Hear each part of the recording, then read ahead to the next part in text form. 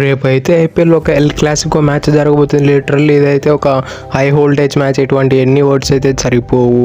రేపైతే బ్రాడ్కాస్టర్స్కి పండగ. అదే RCB versus CSK. Last time వీళ్ళిద్దరి మధ్యన ఆడినప్పుడు అయితే one of the high voltage match అయితే మనం చూసాము. ఇక ఈ సీజన్లో తలబడబోయే ఈ మ్యాచ్ ఎలా ఉండబోతుందో తెలుసుకుందాం. అలానే ఈ మ్యాచ్లో టాప్ 5 బ్యాటిల్స్ ఏవో మనం ఇప్పుడు తెలుసుకోబోతున్నాం. ఇక లేట్ చేయకుండా let's get into the video. Battle number 1 విషయానికి వస్తే విరాట్ కోహ్లీ వర్సెస్ రవీంద్ర జడేజా ఉండే అవకాశాలు. ముందుగా వీరిద్దరు మధ్యన స్టాట్స్ చూసుకుంటే ఇప్పటివరకు వీళ్ళిద్దరు 145 బాల్లలో పార్టిసిపేట్ చేయగా విరాట్ కోహ్లీ 150 రన్లు కొట్టగలిగాడు. యావరేజ్ చూస్తే కమాండింగ్ వేలో ఉంది. లిటరల్లీ 52.3గా ఉంది. స్ట్రైక్ రేట్ చూస్తే డీసెంట్గా ఉంది, 108గా ఉంది. అలానే జడేజా అయితే కేవలం 3 సార్లు మాత్రమే అవుట్ చేశాడు. వీళ్ళిద్దరూ లిటరల్లీ 13 ఏళ్ల నుంచి ఆడుతూనే ఉన్నారు against each other.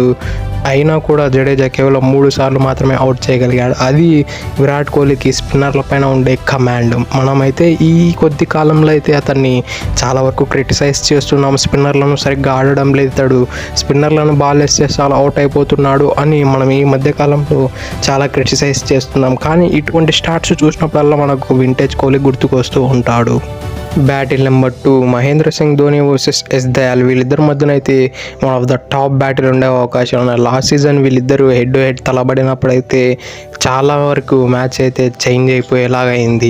Literally MS Dhoni అయితే ఎస్ దయాల్ని రీసెంట్గా ఆ మ్యాచ్లో అయితే ఫస్ట్ 2 బాల్స్ సిక్సర్లు కొట్టాడు. ఆ తర్వాత ఎస్ దయాల్ కంబ్యాక్ చేసిన వే అయితే మైండ్ బ్లో అయిపోయింది. ఈవెన్ ఎంఎస్ ధోని కూడా బ్లో అయిపోయింది. అలా అని మనం ఎంఎస్ ధోని తక్కువ అంచనా వేస్తే మనం పప్పులో కాలేసినట్లయితే ఎంఎస్ ధోని రీసెంట్గా ప్రాక్టీస్ చేసిన వీడియోలు చూసినట్లయితే లిటరల్లీ అతడు మతీష పతిరాన అతడు ఏకంగా 150-140 km/h కంటిన్యూస్గా వేస్తుంటాడు. అది కూడా ఆ బ్లాక్ హోల్ లెంత్లో వేస్తుంటాడు. లైక్ యార్కర్లు అటువంటి టిపికల్ బాల్స్ వేస్తుంటాడు.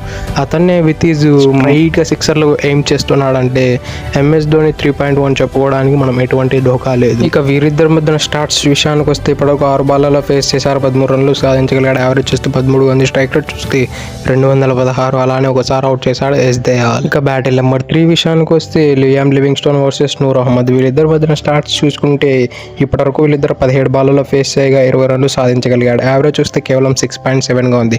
స్ట్రైక్ రేట్ చూస్తే 117గా ఉంది. అలానే 3 సార్లు అవుట్ చేశాడు నూర్ అహ్మద్. వీళ్ళిద్దరి మధ్యన అయితే ఒక ఎగ్జైటింగ్ బ్యాటిల్ చూసే అవకాశం ఉన్నాయి. వీళ్ళిద్దరు అయితే లిటరల్లీ లియామ్ లివింగ్స్టోన్ అయితే ఆ మిస్టరీని ఏ స్పిన్నర్ అయితే యాడ్ చేస్తాడు ఆ స్పిన్నర్ని ఆడడంలో చాలా తడబడుతుంటాడు. ఈవెన్ వరుణ్ చక్రవర్తిని తడబడ్డాడు.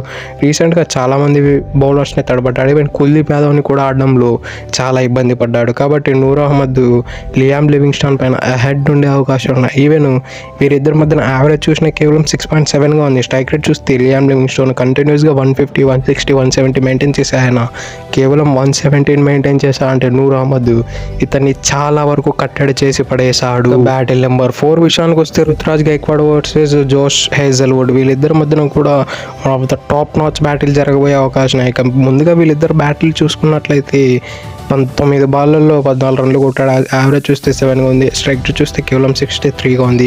అలానే 2 సార్లు అవుట్ చేశాడు జోష్ హేజల్వుడ్. వీళ్ళిద్దరి మధ్యన అయితే ఎగ్జైటింగ్ బ్యాటిల్ జరగబోతుంది. న్యూ బాల్తో జోష్ హేజల్వుడ్ అద్భుతమైన స్వింగ్ బౌలింగ్ కనబడుస్తాడు. ఈవెన్ రుతురాజ్ గైక్వాడ్ కూడా అతనైన క్లాసీ బ్యాటింగ్తో స్పిన్ను కౌంటర్ చేయగలుగుతాడు. కానీ జోష్ హేజల్వుడ్ వేసే లైన్ను లెంత్ను కవరప్ చేయలేకపోతున్నాడు రుతురాజ్ గైక్వాడ్. ఇందువల్లనే జోష్ హేజల్వుడ్ ట్రాప్లు అయితే పడిపోతూ వస్తున్నాడు రుతురాజ్ గైక్వాడ్. నెంబర్ 5 విషయానికి వస్తే శివం దుబే వర్సెస్ కృణాల్ పాండ్యా. ఇదైతే ఎవరే కానీ ఎక్స్పెక్ట్ చేయలేని బ్యాటిల్. ఎందుకంటే కృణాల్ పాండ్యా ఫస్ట్ మ్యాచ్లో చూసుకున్నట్లయితే 2 లెఫ్ట్ హ్యాండర్ని అవుట్ చేశాడు, వెంకటేష్ అయ్యర్ మరియు రింకు సింగ్. ఇద్దరు అయితే మంచి సాలిడ్ ప్లేయర్స్. వాళ్ళని అవుట్ చేశాడంటే శివం దుబే అంత సాలిడిటీ లేని ప్లేయర్ అవుతాడు. ఓన్లీ బ్యాట్ని బీభత్సంగా స్వింగ్ చేయగలుగుతాడు కానీ ఆ ఫుట్ వర్క్ ఇవన్నీ ఏం పెద్దగా యూజ్ చేయడు. కానీ వెంకటేష్ అయ్యర్, రింకు ప్రాపర్ టెక్నిక్తో ఆడే వాళ్ళని ఈజీగా అవుట్ చేశాడంటే ఈ శివం దుబేని అవుట్ చేయడం కూడా కృణాల్ పాండ్యా గారికి పెద్ద విషయం అయితే కానే కాదు. ఇక వీరిద్దరి మధ్యన స్టాట్స్ చూసుకుంటే ఇప్పటివరకు వీళ్ళు 16 బాల్లలో ఆడగా అందులో 19 రన్లు కొట్టాడు. యావరేజ్ చూస్తే 19 ఉంది. స్ట్రైక్ రేట్ చూస్తే 118 ఉంది. ఇంతవరకు ఒకసారి కూడా అవుట్ చేయలేదు. మీరు ఈ యావరేజ్ చూస్తే అర్థం చేసుకోవచ్చు కృణాల్ పాండ్యా శివం దుబేని చాలా వరకు హోల్ చేసి పెట్టాడు. అతడు రన్స్కు వెళ్ళలేకున్నాడు ఎప్పుడైతే కృణాల్ పాండ్యా బౌలింగ్ వేస్తున్నాడు. ఇది ఒక్కటి చాలు కృణాల్ పాండ్యా హెడ్ ఉండే అవకాశాలు చాలా ఎక్కువగా ఉన్నాయని చెప్పుకోవడానికి. That's it for today. ఇలాంటి మరిన్నో వీడియోల కోసం మన ఛానల్ సబ్స్క్రైబ్ చేసి డైలీ ఫాలో కండి. Thank you for it. Have a nice day.